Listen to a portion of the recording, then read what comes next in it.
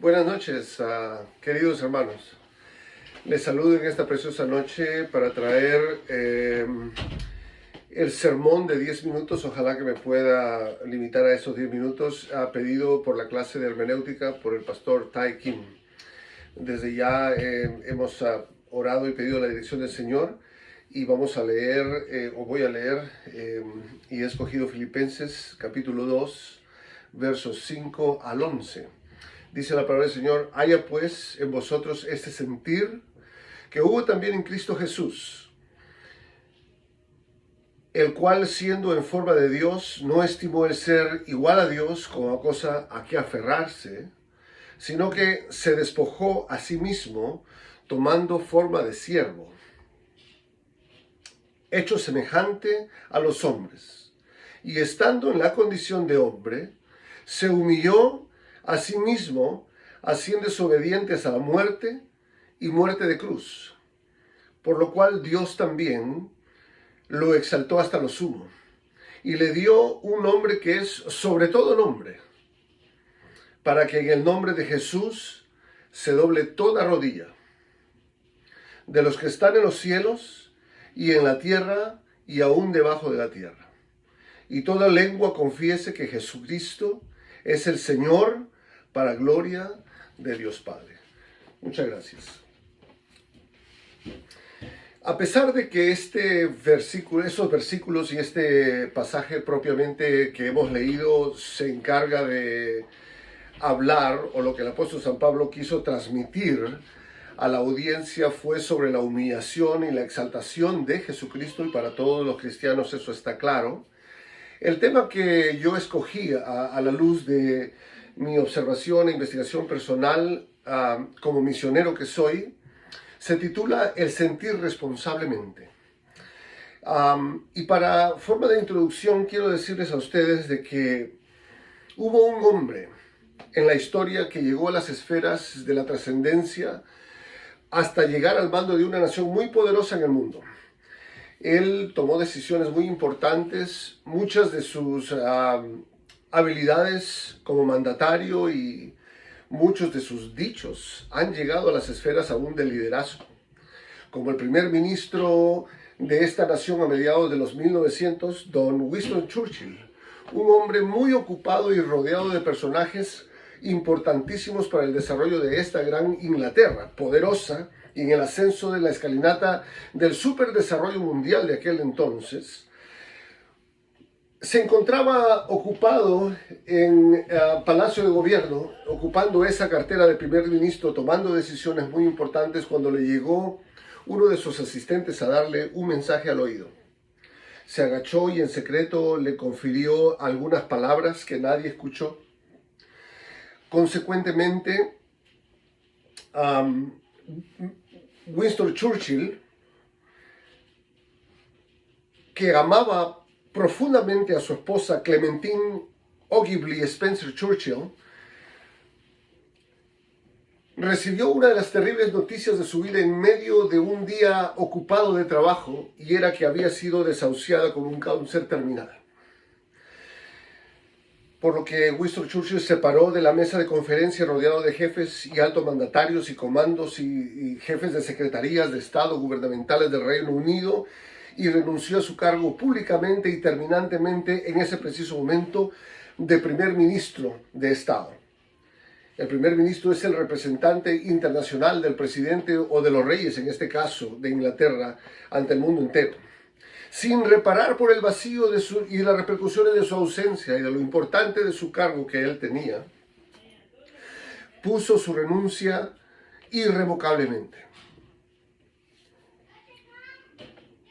Cuando se le demandó una explicación, Winston Churchill se puso de pie ante la audiencia y expuso con una voz entrecortada, diciendo: hay una mujer que estuvo detrás mío sustentándome, aconsejándome, levantándome cuando más la necesité, y esa mujer, mi esposa, me necesita a mí en estos momentos en su lecho de enfermedad terminal, y yo quiero dedicarme a ella como ella se dedicó a mí por muchos años, siendo paciente en esta ardua labor gubernamental. Y dijo esto después de haber citado un gran dicho que reza: detrás de un gran hombre siempre hay una gran mujer o una gran dama. Hubo un silencio sepulcral en toda la sala. No se oía ni el respirar de las personas por unos minutos, cuando de repente, en medio del silencio, alguien irrumpe el silencio con un aplauso unitario, solo. En unos momentos se oyeron los aplausos de los demás participantes mientras se pusieron de pie uno a uno, reflejando de esta manera su sentir de unanimidad y aprobación ante tan noble decisión de Winston Churchill de renunciar a su cargo tan importante por causa de atender a su esposa. El sentir fue verdaderamente unánime y fue muy conmovedor, según nos dictan los libros de historia que reflejan lo sucedido. En otro terreno, y si bien es cierto, el apóstol Pablo habló y sigue hablando a través de las Escrituras por la inspiración del Espíritu Santo a los intelectos y los corazones de toda etnia, de toda lengua, nación y cultura alrededor del mundo, a través de estos 2020 años en que el Evangelio ha corrido, menos los aproximadamente 56 a 60 años en el tiempo en que se escribió la epístola a los Efesios. ¿Quién transmite esta pregunta tan retante y eficaz y desafiante? ¿Quién es y qué es el locutor y escritor de la epístola? Habla un misionero por excelencia desde el punto de partida del sentir misionero por excelencia del mismo Jesús de Nazaret. El apóstol San Pablo, si bien es cierto una autoridad espiritual y, como él lo dijo, el abortivo, el último de entre los apóstoles, en un momento en su cargo como un hombre que recibió como muestra de compañerismo la diestra del liderazgo máximo de la iglesia de Jerusalén, según nos cuenta en Gálatas, en el capítulo 2, verso 9 en adelante, en el cual escenario fueron enviados al campo misionero dos grandes hombres a predicar a dos diferentes partes del mundo. Uno al mundo judío, que fue el apóstol San Pedro, y otro al mundo gentil, que fue el apóstol San Pablo. Como misionero, plantador de iglesias, como una persona errante, sin un hogar estable, teniendo que renunciar a las comodidades y a las diferentes situaciones que él pudiera haberse acomodado en las diferentes ciudades o países en los que él viajó, plantando iglesias y llevando la palabra del Señor. Me pongo a pensar bajo qué contexto él hablaría de este sentir. Y voy a hacer 4 puntos un poco lineales y rápidos por cuestión del tiempo, pero el número 1 está en el verso número 5. Haya pues en vosotros este sentir que hubo también en Cristo Jesús. Es un claro exponente de lo arriba expuesto, ya que de este escenario Jesús se lleva sus palabras más allá de los sonidos emitidos desde la práctica y emite por su ejemplo intencionado el que nazca un sentir entre los creyentes que cohabitó juntamente con Pablo. Un sentir que el creyente común no quiere sentir por la responsabilidad que conlleva el sentirlo. La responsabilidad de ser movilizados por la conciencia del creyente de responder con hechos más que con palabras o con creencias es precisamente eso. El apóstol San Pablo hace suyo el sentir. Haya en ustedes ese sentir. Haya en ustedes ese sentir. Habla de sí mismo. Él está sintiendo la carga que Jesucristo le dio cuando se presentó a él en ese camino a Damasco. Y después de haber sido llevado a la calle derecha, donde recibió las órdenes de que él iba a hablar del evangelio con gobernantes y príncipes y reyes, hubo un sentir en él que no lo dejaba descansar, que no lo dejaba hacer una vida normal, que no lo dejaba ser esposo o padre de familia. Muchas veces vimos en Corintios, que él se quejó ante el Señor y dijo: no puedo ser yo como uno de esos otros apóstoles. Cuando habla de que andaban con sus esposas y sus hijos y tenían sus hogares, hubo un sentir responsable en él referente a la llamada, pero no solamente el sentir estuvo en él, sino que lo ejempliza y lo catapulta hasta Jesucristo, porque hubo este sentir que hubo también en Cristo Jesús. ¿Qué sentir hubo en Cristo Jesús? El sentir el amor por la humanidad, el sentir la compasión por la humanidad, el sentir la necesidad del Padre Celestial de ir al mundo y salvar a la humanidad perdida y pagana de aquel entonces que estaba alejado de Dios.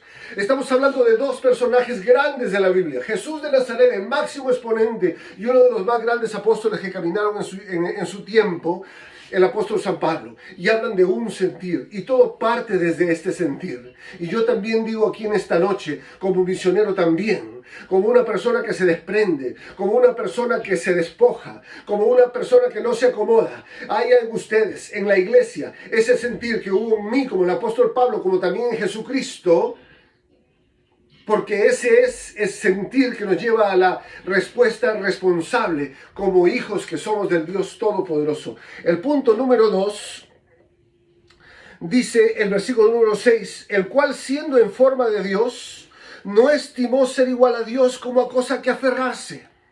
Esto muestra que uno de los obstáculos más comunes en el verdadero, esmerado y sacrificial servicio a Dios en medio de un mundo materialista, en donde al parecer la gente estuviese en un tipo de competencia para ver quién muere con más posesiones, y para ello solo basta abrir los garajes de la gente y los depósitos personales, o los llamados aquí en Norteamérica storage rooms. Nos daremos cuenta que lo que ya no cabe en la casa, en lugar de venderlo, regalarlo, bendecir a alguien, las iglesias, los centros de donaciones, pagamos dinero extra para conservarlos, aunque no tengamos uso para ellos. Los creyentes se aferran a sus cosas, casas, títulos, asuntos, ahorros y cosas materiales, y caen en el costal del joven rico.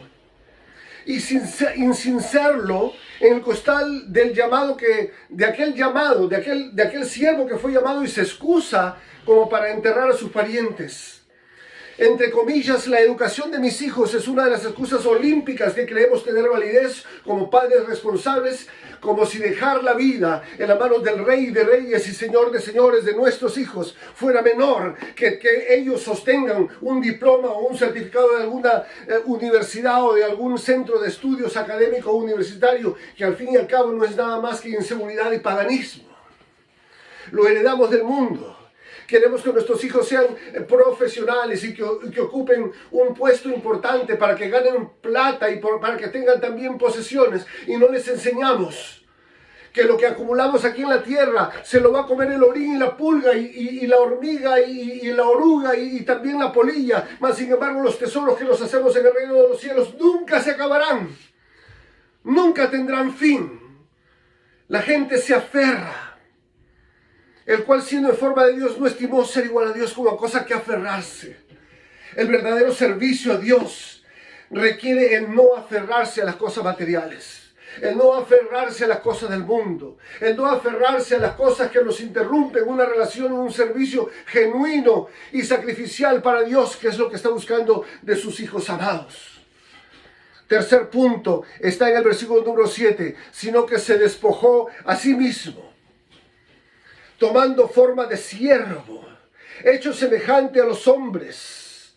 Yo creo que uno de los obstáculos más grandes del verdadero y aprobado por Dios servicio piadoso es el miedo a perder el puesto o el status quo, porque al salir al campo a trabajar quizás ya no seremos esos hombres de respeto y reconocimiento y consideración de todos. Allí viene el pastor, no es lo mismo que ahí viene el hermano. Ahí viene el aleluya, no es lo mismo que ahí viene el ministro. Quizás en el campo misionero ya no seamos reconocidos, o en el campo evangelístico, o en el campo de trabajo donde la Biblia dice, es mucha la mies, pero son pocos los obreros, donde nadie quiere ir. Quizás ahí no haya reconocimiento, quizás ahí no nos levanten el plato de la mesa, quizás ahí no nos sirvan y nos traigan el plato hasta nuestro lugar, quizás ahí no nos llamen por nuestro título, pastor acá, pastor allá, evangelista allá, misionero acá, maestro acá, maestro allá. Quizás perdamos la fama y lo acomodado que nos da el título y el ser la cabeza de la organización, pero sino que él, versículo 7, se despojó a sí mismo, tomando forma de siervo. Y por este momento quisiera ilustrar diciendo, ¿por qué no nos ponemos por un momento en los zapatos de un archimillonario terrenal? ¿Se imagina usted la vida suya 24 horas en en los pies de alguno de los millonarios de este mundo, como quizás el señor Gates, el dueño de Microsoft. ¿Se imagina lo que es el despertar cada mañana en una mansión de 5 a 10 millones de dólares cargados de empleados, desde el portero, el que limpia el carro, el que limpia la casa, el que hace de comer o la que hace de comer y todos los demás servicios? Imagínese que hay controles remotos desde el celular para prender y apagar carros, subir vídeos, a dar órdenes a las luces interiores, al que se abre el garaje ya no se necesitan apretar botones. Imagínese que las cuentas de banco se las manejan su secretaria que camina detrás de usted, haciéndole la agenda, recordándole las cosas que tiene que hacer. Imagínese lo ocupado y lo importante y trascendente de una persona que se maneja en ese mundo por 24 horas. Ahora lléveselo al tercer cielo. Aquel que era semejante a Dios, aquel que era igual a Dios, se despojó, no se aferró, se despojó. Y no solamente se despojó, sino que tomó una forma de siervo, hecho semejante a los hombres. Una cosa muy humillante para el Dios de los dioses, para el Rey de los reyes, para el Señor de los señores. Y por último, el cuarto punto y verso número 8. Y estando en condición de hombre, se humilló a sí mismo, haciéndose obediente hasta la muerte, y la muerte de cruz. Quiero decir, la peor muerte que haya podido existir en la historia del hombre. O sea, una vez desaferrado, despojado, humillado, trabajó hasta cumplir y terminar su misión de la forma más obediente posible. Él no solamente se humilló a la condición de hombre, se hizo obediente hasta la muerte. ¿Hasta cuándo nos haremos obedientes nosotros? He escuchado de ministros que renuncian, que llegan a la edad vieja y empiezan a poner su carta de renuncio y a cobrar sus beneficios del seguro social, porque ya no tienen fuerzas, porque quieren pasear por el mundo, porque quieren aprovechar los últimos años con la familia. Pero esa no era la condición de Jesucristo. Él trabajó. Como dice él en la palabra, yo trabajo y mi Padre trabajamos hasta ahora. Los siervos de Dios, los verdaderos obedientes de Dios, no tenemos una fecha de caducación. No tenemos una fecha de retiro porque no somos la gente del mundo. Somos los embajadores de un reino que no es de este mundo. Somos embajadores de un reino donde más viejos somos, más fuertes somos. Donde más antiguos somos, más sabios somos. De donde más cansados estamos, más fuerza nos da Dios. De donde nuestras defensas se levantan porque estamos activos en el servicio a Dios y la muerte nos llega muy suavemente cuando el Señor nos llama a su presencia. Y concluyo de esta manera. Si el Señor Jesús, nuestro Maestro, fuente de inspiración, modelo máximo, vino del tercer cielo a la tierra, esto no ha sido una fábula. No fue un cuento que nos contaron de las 1001 noches. Aún Él vino y estableció un sistema de discipulado, pero no un salón de clases regular como los tenemos en estos días, sino un centro de entrenamiento. Creo que la vida castrense, la vida militar, entendió mejor el sistema de entrenamiento, de internado y formación de carácter que Jesucristo trajo a los 12 hombres que Él escogió. Un centro de formación que deje una madurez cristiana proveniente de un sentir concienzudo y responsable de que nos conlleva a la práctica y a la obra en dos dimensiones, el ser y el hacer, para y de parte de Dios. Pablo dice, hay en vosotros ese sentir, hablando de lo que él sentía personalmente. La responsabilidad propia no se la dejaba a nadie. Otra vez lo digo, algo que él sentía, la identificación de lo que él sentía, que lo paralelizaba en el sentir que tuvo el Señor Jesucristo, diciendo que hubo también en Cristo Jesús dos sentires o sentimientos ejemplares que reproduzcan el despojo, la desestima de las cosas del mundo y la humillación personal para el servicio a Dios, que nos puede catapultar hasta agradarle a Él con todo lo que hacemos y con todo lo que decimos. Espero que este mensaje les haya retado un poco a llevarse este sentir e internalizarlo para poder exteriorizar un parecido a Pablo y supuestamente y sobre todas las cosas a Cristo nuestro Señor cuando caminó sobre la tierra. Que Dios los bendiga, grande y ricamente, Pastor Tai. Le agradezco muchísimo esta oportunidad y que tenga muy buenas noches.